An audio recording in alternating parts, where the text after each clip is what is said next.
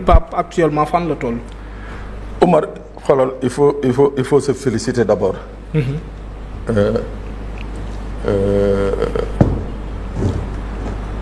ci li nga xam ne moom le peuple malien. di def face à ses dirigeants. Omar, depuis près de 4 ans. Tout est en train d'être fait pour créer les conditions d'un soulèvement populaire. On a essayé tout, mais peuple malien n'est qu'un peuple résilient. gëm ni que ñoom la ñu waxoon démb mooy que ñoom ils sont dans un état et ils prônent ce qu'on appelle la souveraineté. ñu ne daañ ci dee ñoom bu dee daañu maq suuf daañu maq cere daañ ci dee mais ils vont soutenir ces jeunes généraux. Omar, toutes les conditions dama ne toutes les conditions tout a été fait pour pousser les Maliens ñu génn manifester comme nañu ko defee woon temps IBK. Alors léegi la dernière trouvaille du JNIM, une des factions de Al-Qaïda au Maghreb, jàpp nañ ni que ñoom ak ñi leen di jàppale que il faut ñu dem ba asphyxier Bamako mooy maanaam couper Bamako du reste du Mali ba nga xam ne population yi foofu à un certain moment ils en auront ras-le-bol génn taal manifester. Parce que la première option du JNIM ak ses soutiens moo doon ñu fexe ba nërmel wala prendre Bamako. Mais Omar, soo xoolee tey la montée en puissance de l'armée malienne. Ouais. C'est vrai que ba tey ji ils ont des difficultés sur beaucoup de pans du territoire malien, mais boo xoolee tey la montée en puissance de l'armée malienne nga xool à côté le JNIM matériel yi nga xam ne moom nañuy am régulièrement dalay wan kon ces groupes là terroristes ils ne sont pas seuls, il y a des puissances derrière eux. Parce que da ngay toog ñu ne la tey armée malienne def na une opération récupérer na 200 ou 100 véhicules du JNIM, récupérer na du matériel ay fusils ay d'assaut ay nangam sangam ay mortier. 3 jours 4 jours après nga gis le même JNIM amaat le même matériel. kan moo nekk ci ginnaawam donc pour armer leen ak lan mooy motivation yi. suñ daaneelee Mali. ce sont les voilà xam nga daaneel Mali. Ce sera pour l'Occident benn signe à tous les autres pays. mooy maanaam da ngeen di def li ñu leen sant wala ñu bàyyi gars yi ñëw def leen ni ñu def Mali. Donc loolu moo doon option JNIM mooy prendre d'abord Bamako mais bi ñu essayé ils se sont rendu compte que les FAMAS, l'armée malienne, la garde nationale ont énormément de moyens, surtout aériens, sans compter les renseignements yi nga xam ne ñu ngi koy jot à travers seen partenariat avec la Russie di am en temps réel les mouvements des djihadistes terroristes di mën a intervenir di annihiler yenn combat yenn attaques yi. loolu tax na ba JNIM ak seen et ses soutiens on pensait que léegi il ne faut plus aller vers un assaut sur Bamako parce que c'était risqué. Gis nañ ni que la riposte de l'armée malienne était extrêmement puissante. ñu ne léegi nu ñu def c'est simple nañu asphyxier Bamako boobu nañu commencé les différents tronçons yi nga xam ne corridors yi nga xam ne ñooy alimenter Bamako. moo xam yii di jógee Conakry ak yii di jógee Dakar ñu ne léegi nañu ko ak yii di jógee Ghana en passant par le Burkina Faso ñu ne léegi nañu commencé daal di attaquer ces corridors là lépp lu fay jaar ci carburant ñu téye ko. Mais je peux te dire il y a eu 3 semaines où effectivement Mali il était impossible nga am courant plus de 4 heures de temps par jour. il était impossible nga am courant essence wala gasoil pour dam doxi seen soxla mais je peux te dire que depuis avant-hier 80% du territoire malien est régulièrement alimenté en carburant. donc seen armée bi mi ngi résister bu baax a baax. non léegi ce qui a été fait. mooy dañu créer une unité spéciale bi nga xam ne. sur les différents corridors moom mooy jël en charge les convois des camions citernes. waaye gis naa ci ay drone ak lu nekk. ñoom ñoo topp camions yi. depuis la frontière d'Iboli au Sénégal ba Bamako. depuis Ségala Côte d'Ivoire mënaat Ségala kii Ouagadougou. non Ouaga kii. Burkina ba Bamako depuis Conakry ba Bamako donc ce qui fait que léegi y a moins d'attaques. moins d'attaques boobu xam nga lan ça produit deux effets. mooy GINIM nga xam ne camion yooyu mu doon taal.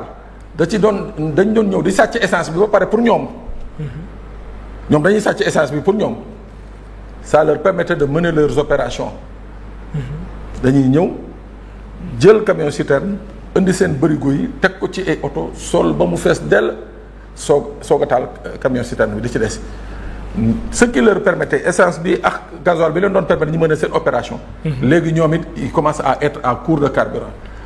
maa ngi xool keroog benn vidéo bi ma sama benn confrère yónnee foofu ñu defoon benn opération ils sont allés ci benn fiefu GINIM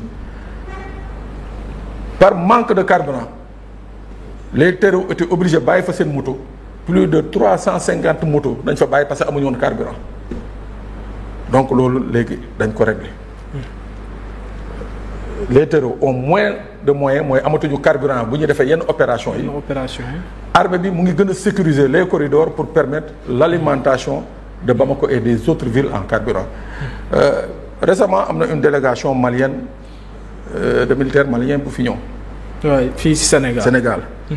donc naka noonu nañ ko defee avec la Guinée defee ko avec le Burkina defee ko avec les autres pays ils sont en train de négocier de trouver des voies et moyens yi nga xam ne sur l'axe Dakar Kidira Bamako Sénégal dana ci am pàcc bu important bu ñu mën a jouer pour aider à la sécurisation justement des convois nga xam ne. en tout cas faaw Sénégal jàpp ci mais en dehors du Sénégal parce que Sénégal moom c'est un pays particulier mais responsabilité Union africaine ci li nga xam ne mooy xew Mali lan la war a doon actuellement.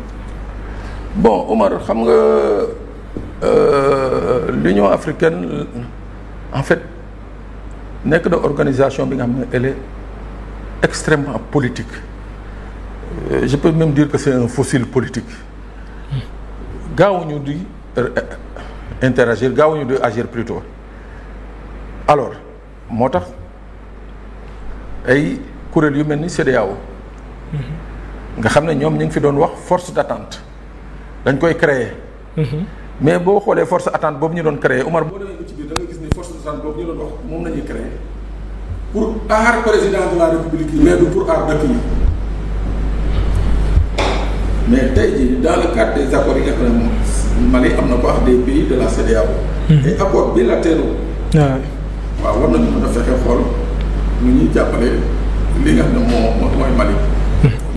Union africaine wax na ko nee na mënuñu continuer di toog nekk des spectateurs par rapport à ce qui se passe au Mali parce que. ce qui se passe au Mali Omar su jógee Mali rek mun na law dem feneen yàlla na ci yàlla musal. moo tax je crois que il faut une synergie de tous les Africains pour ñu xool comment faire pour éradiquer ce qui se passe au Mali. suñ ko defal après ça fera tache d'huile dans beaucoup de pays. surtout ñun ñi nga xam ne dañoo jege Mali trop jàpp naa ne ci xeex bi nga xam ne Mali mi ngi koy xeex Sénégal war na ci am benn taxawaay bu am solo. bon maintenant pour des considérations géopolitiques. Et surtout géostratégiques Sénégal pour le moment duggagul loxoom carrément xëy na y a ces patrouilles mixtes yi nga xam ne ñu ngi koy créer ñu ngi koy def entre le Mali entre la Mauritanie entre la Gambie et tout en attendant mais xam naa ne dana egg benn moment bi nga xam ne wax fa dëgg yàlla le Sénégal même bu dee dañu war a porter devant les Nations Unies benn résolution ou bien devant la CEDEAO benn résolution bi nga xam ne dañu war a créer une force d'intervention bi nga xam ne dafa war a dem Mali waaw parce que Mali son problème li taxoon mu dàq ONU dàq la force Barkhane parce que dañu demoon ba benn moment dafa mel ni ñoom terroristes yi nañ doon défendre que l'armée malienne et les Maliens mais tey CEDEAO bu ñu demee ba jël benn résolution créer une force d'intervention une force bi nga xam ne dana am mandat bu koy permettre mu mën a ñëw à côté des forces maliennes mener le combat contre les unités les groupes djihadistes je crois que ce serait une bonne chose jàpp naa ni que dëkk bu ci nekk fay tey ji war nga mën a au moins yëkkati benn 500 hommes du matériel mettre ko à disposition de la CEDEAO pour essayer de juguler ce qui se passe au Mali. En tout cas ñi ngi ñaan jàmm gën fa sax bu baax a baax parce que Mali ak Sénégal mën naa ne benn la Gambie ak Sénégal benn la Guinée ak Sénégal benn la jàmm rek moo ci xeccan ñu ñaanal suñu mbokku maliens yi bu baax a baax suñu thème bu mujj moom xam naa dañ koy leb ba beneen yoon rek. Inch'Allah rabbi parce que voilà affaire yi waxtaan bi moo xaw a neex ma bàyyi la rek nga tàggatoo ak suñu mbokku internautes. waaw mais alhamdulilah Omar encore une fois di gërëm di sant ñi nga xam ne ñoo ñuy déglu di ñu seetaan. di leen baalu bu kàddu gi ñagasee wala dëng di wax rek ni que Omar lii nga xam ne moom lañ nekk di def mooy lii Sénégal bëgg mooy ñiy wax d'ailleurs di rafetlu li nga xam ne kii di El Hadj Ahmed Khalifa Niass mu ngi koy dox mu ngi woo ñëpp kilifa diine yi woo njiit yi fi nekkoon président de la République pour ñu jéem a dox diggante kii nga xam ne mooy Diomaye ak Sonko bu dee coow am na ci lii nañuy xaar ci kilifa mais pas di